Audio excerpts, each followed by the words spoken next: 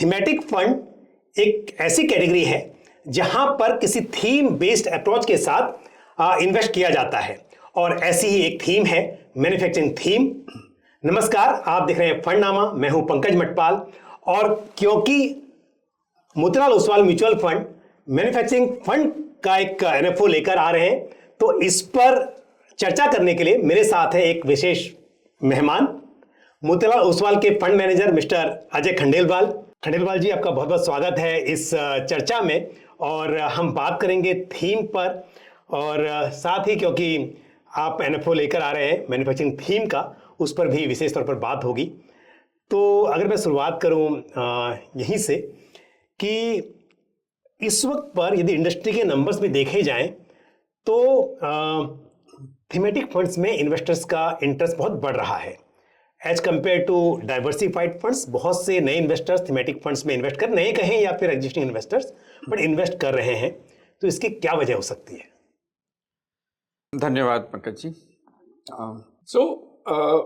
Thematic funds में invest करके over period अगर इन्वेस्टर्स को वेल्थ क्रिएशन करना है, तो अभी तक क्या होता था, सेक्टोरल फंड्स में जैसे सिक्लिकल फंड्स होते थे, वहाँ पर आपको एक राइट साइकिल में इन्वेस्ट करना है और फिर उसको आपको रिडीम भी करना होता था। अभी जैसे हम जो मैन्युफैक्चरिंग फंड की बात कर रहे हैं, चाहे आप उसे बोलेंगे थीमेटिक फंड, बिल्कुल, बट मैन्युफैक्चरिंग में काफ़ी सारे सेक्टर्स आते हैं। ऐसा नहीं है कि अगर आज कोई एक सेक्टर अच्छा नहीं करेगा, आज एक फंड मैनेजर के पास एक मैन्युफैक्चरिंग फंड में काफ़ी सारे ऑप्शंस हैं जिसमें से वो चूज कर सकते हैं। एंड आज इंडिया में जो मैन्युफैक्चरिंग सेक्टर ग्रो कर रहा है, वो more than I think cyclical, ये सेक्टर एक स्ट्रक्चरल स्टोरी है जो कि अगले 10 साल तक, 15 साल तक ग्रो कर सकता है। हमारा मोतीलाल में एक ये भी फोकस होता है कि हम जब एक एनएफओ लेके आए, जैसे ये हमारा पहला थीमेटिक फंड है, तो इसके लिए हम काफ़ी कन्विंस्ड हैं। हमने ऑलरेडी हमारी काफ़ी स्कीम्स में थोड़ा मैन्युफैक्चरिंग का एक्सपोजर है, हमने काफ़ी सारी कंपनीज कवर कर रखी हैं। तो आज जब हम वो डेटा पॉइंट देखते हैं तो हमें काफ़ी कॉन्फिडेंस है कि आज ये एक थीमेटिक फंड होकर भी ये अगले 5-10 साल के लिए इन्वेस्टर्स के लिए पैसा बना सकता है। इसलिए हम लोग ये थीमेटिक फंड और एनएफओ लेके आए हैं। मतलब थीमेटिक फंड है, लेकिन यहाँ पर सर्विस इंडस्ट्री छोड़ के बाकी सभी तरह के सेक्टर्स यहाँ पर इंक्लूड किए जा सकते हैं। तो मोर और लेस एक डाइवर्सिफाइड फंड की तरह ये काम करेगा। लेकिन फिर भी मुझे बताइए कि मतलब आप अभी लेकर आ रहे हैं, पर पहले से भी मैन्युफैक्चरिंग फंड्स हैं, तो अगर हम ये कह रहे हैं कि सभी सेक्टर्स यहाँ पर आ सकते हैं, पर फिर भी मैन्युफैक्चरिंग थीम क्यों अच्छी हो सकती है, या आप क्यों उस पर पॉजिटिव हैं? जी, इसके कुछ कारण हैं। अभी आपको मैन्युफैक्चरिंग के लिए क्या चाहिए? आपको चाहिए कि आपके पास लैंड अवेलेबिलिटी हो, आपके पास स्किल्ड लेबर हो। यहाँ पे इम्पोर्टेंट है स्किल्ड लेबर।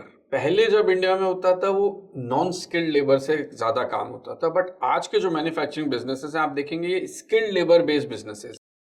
थर्ड, आपको चाहिए कंटिन्यूस पावर, जो कि ऐसा नहीं कि आज किसी भी चीज़ को आपको मैन्युफैक्चर करना है, आपको आज पावर कॉस्ट चाहिए। फोर्थ, आपको चाहिए कि मेरे पास पानी की अवेलेबिलिटी हो। मेरा फिफ्थ, लॉजिस्टिक कॉस्ट कम हो। अभी हमें लगता है कि आज इंडिया में हमने फाइनली वो सभी जो एक बॉटलनेक्स थे वो हम क्रॉस करते जा रहे हैं, जो मैंने आपको बताया सारे फैक्टर्स। एंड हमारे पास कुछ स्ट्रक्चरल एडवांटेजेस भी हैं। जैसे आप हमारा पोर्ट का देखिए, हमारा पोर्ट का कोस्टल लाइन आज वो वियतनाम वगैरह से 4-5 गुना है ऑलरेडी। हमारे पास काफ़ी सारे लोकेशनल एडवांटेजेस हैं, हमारे पास स्किल्ड मैन पावर अवेलेबिलिटी है, और जहाँ पर हम थोड़ा लैग कर रहे थे अब हम वहाँ ठीक कर रहे हैं। अभी अगर जैसे हम कंपनियों से बात कर रहे हैं, यहाँ पे ना 2-3 तरीके से मैन्युफैक्चरिंग इंप्रूव हो रहा है। हम डोमेस्टिक मार्केट बड़ा मार्केट है, बट जहाँ पे हमारे पास स्किल की कमी है, हम बाहर की कंपनियों के साथ टेक्नोलॉजिकल टाइप कर रहे हैं। तो उसका एग्जांपल है, आप चाहे देखिए ईवी में, बैटरी में, ईएमएस में, हमारे पास टेक्नोलॉजिकल टाइप करके हम वो स्किल लेके आ रहे हैं। दूसरा तरीका है कि जो एग्जिस्टिंग एमएनसी कंपनीज हैं वो इंडिया में अपना मैन्युफैक्चरिंग बेस को और बढ़ा रहे हैं। एंड तीसरा है जो एमएनसीज नहीं थे इंडिया में, अब वो आ रहे हैं। आप लैपटॉप है, मोबाइल फोन है, आप देखेंगे ताइवानीज कंपनीज हर आए दिन देख रहे हैं आपकी कोई नई कंपनी आगे कह रही है हम इंडिया में लगा रहे हैं। एग्जिस्टिंग एमएनसीज हैं, चाहे वो फार्मा की कंपनी हो, चाहे वो मोबाइल कंपनी हो, वो देखेंगे कि वो अपना बेस बढ़ा रहे हैं। एंड वो सिर्फ प्रोडक्शन नहीं, वो अपना R&D का बेस भी बढ़ा रहे हैं। सो इसीलिए I think considering all these things, ऐसा लगता है कि इंडिया में, क्योंकि कैप्टिव कंजम्पशन बेस भी काफ़ी बड़ा है, राइट इंसेंटिव्स हैं, राइट रेगुलेशन है, तो इस बार हम लोग देख रहे हैं कि ऑलरेडी नंबर्स में जो रिफ्लेक्ट हो रहा है कि मैन्युफैक्चरिंग में हम काफ़ी अच्छा कर रहे हैं। अच्छा, क्योंकि आपने सब बताया कि क्यों इस मैन्युफैक्चरिंग में इतना पोटेंशियल है, पर साथ ही गवर्नमेंट का जो पहला स्कीम है, गवर्नमेंट का मेक इन इंडिया जो इनिशिएटिव है, आई थिंक ये काफ़ी हेल्पफुल होगा, नो डाउट। लेकिन मेरा सवाल ये है कि ऑलरेडी इस थीम में बहुत सारे पहले से बहुत सारे फंड्स हैं, एग्जिस्टिंग फंड्स हैं, तो आपका इन्वेस्टमेंट स्टाइल क्या होगा और कैसे ये फंड दूसरे फंड से अलग हो सकता है? धन्यवाद पंकज जी। मोतीलाल को जैसे आप जानते हैं कि हमारा इन्वेस्टमेंट स्टाइल काफ़ी अलग है, एंड इसके मैं आपको कुछ एग्जांपल देता हूँ। एक तो क्या है, हम लोग हाई कन्विक्शन पोर्टफोलियो रन करते हैं, इसीलिए हमारे किसी भी पोर्टफोलियो में आप देखेंगे 30 to 35 स्टॉक्स होते हैं। बिल्कुल। पर हम लोग रिस्क भी समझते हैं, इसलिए आप देखेंगे कि किसी भी स्कीम के मैंडेट के बेसिस पे वो पोर्टफोलियो का वेट होता है। ऐसा नहीं कि 3-4 स्टॉक में ही 50% है, 2% से लेके 8% के बीच में हमारा नॉर्मली वेट होता है, इससे ज़्यादा वेट हम नहीं रखते। एक तो पोर्टफोलियो पोजिशनिंग हमारी काफ़ी अलग होती है। दूसरा ये कि आप हमें देखेंगे, हम हमेशा कोशिश करते हैं कि कोई भी सेक्टर जहां पर चेंजेस हो रहे हैं, हम वहां पहले इन्वेस्ट करें। ओके। एंड उसके काफ़ी सारे एग्जाम्पल हैं, चाहे वो टेलीकॉम हो या कोई भी अदर सेक्टर है। आप देखेंगे ज्वेलरी सेक्टर है, EMS है। तीसरा, मोतीलाल में हम लोग, क्योंकि मैंने कहा रिस्क पर बहुत ध्यान देते हैं, बिल्कुल। तो हम किसी भी स्टॉक में जहां पे हमारा 20% से ज़्यादा, अगर सपोज करिए प्राइस ड्रॉप है, हम उस स्टॉक को और ऐड नहीं करते पोर्टफोलियो में। सिमिलरली अगर कोई स्टॉक बहुत ज़्यादा चल गया है, तो हम वहां पर भी देखते हैं कि हमारा अलोकेशन ठीक होना चाहिए। इससे क्या, आपका पोर्टफोलियो स्टेबल रहता है, अर्निंग पोर्टफोलियो का वेट वाइज ठीक रहता है, एंड ड्रॉडाउन्स लिमिटेड होते हैं। तो आप कह रहे हैं कि अगर किसी के पोर्टफोलियो में मैन्युफैक्चरिंग फंड ऑलरेडी है तो भी ये ऐड किया जा सकता है? सर, यही सेम बात है। आज अगर किसी के पास हमारा मिड कैप स्कीम है, हमारा एग्जिस्टिंग मिड कैप स्कीम बाकी मिड कैप स्कीम से काफी अलग है, केवल 15% मैक्सिमम उसमें ओवरलैप है। सिमिलरली हमारा large and mid cap, small cap, तो आप देखेंगे कि हम लोग क्या है, क्योंकि चीजें अलग ढंग से करते हैं। एंड मैन्युफैक्चरिंग में भी आप जैसे देखेंगे कि बाकी फंड्स के पोर्टफोलियो में काफी सारे नंबर ऑफ स्टॉक्स हैं, 70-80 स्टॉक है। हमारा वापस आपको एक हाई कन्विक्शन 35 स्टॉक पोर्टफोलियो होगा। एंड हम नॉर्मली, जो मैंने बताया, अलग तरह के स्टॉक पिक करते हैं, थोड़ा ज़्यादा रिसर्च करते हैं, जाके कंपनी से ज़्यादा मिलते हैं, तो इसलिए हम लोग वो स्टॉक लेके आते हैं जो कि मार्केट में थोड़े नए होते हैं।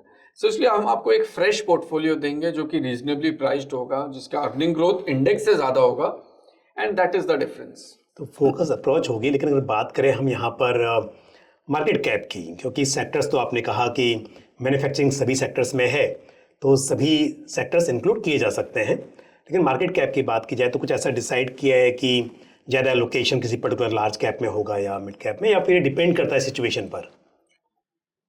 पंकज जी, हम लोग देखिए 2000 करोड़ मार्केट कैप के नीचे कंपनियां वैसे भी अपने फोकस में नहीं लाते हैं। क्योंकि हमें चाहिए कंपनी का एक साइज हो, स्केल हो, बेस हो, जहां पे आज अगर हमें खरीदना है, बेचना है, तो हमारे पास वो फ्लेक्सिबिलिटी होनी चाहिए, पोर्टफोलियोज लिक्विड होने चाहिए। एक तो मार्केट कैप हो गया।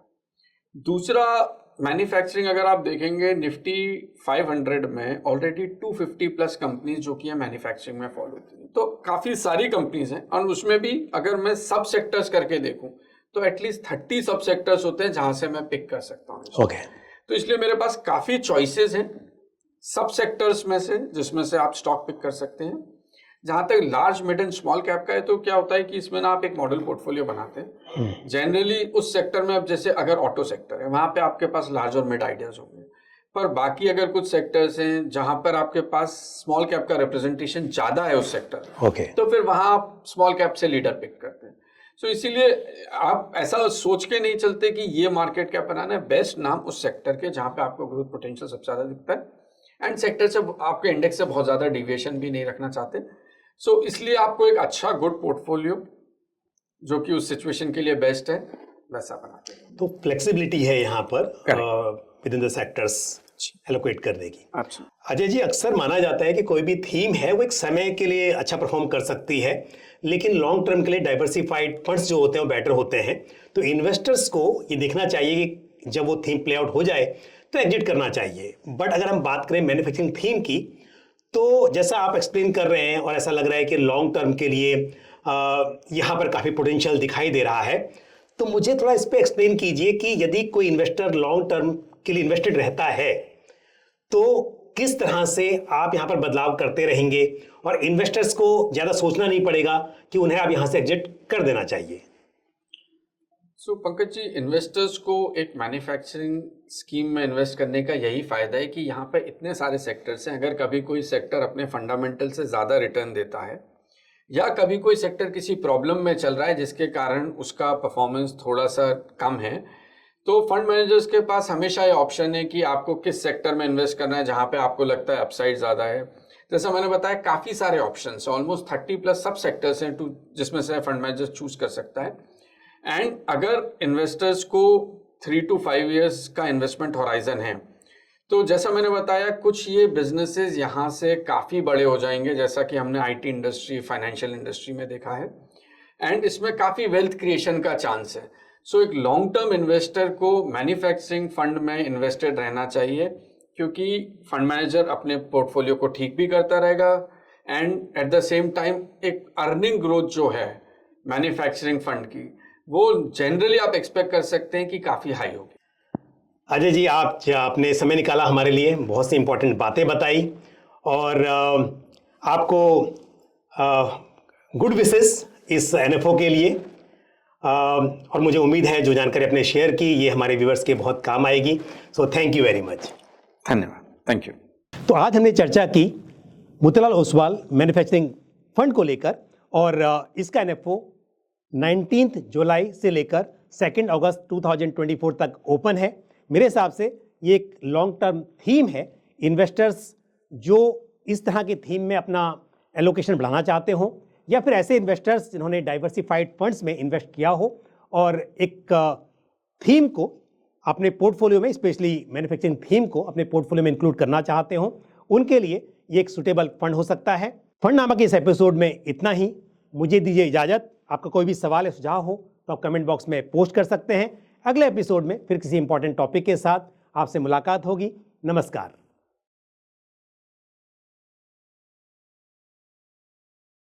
म्यूचुअल फंड निवेश बाजार जोखिमों के अधीन है। योजना से संबंधित सभी दस्तावेजों को ध्यान से पढ़ें।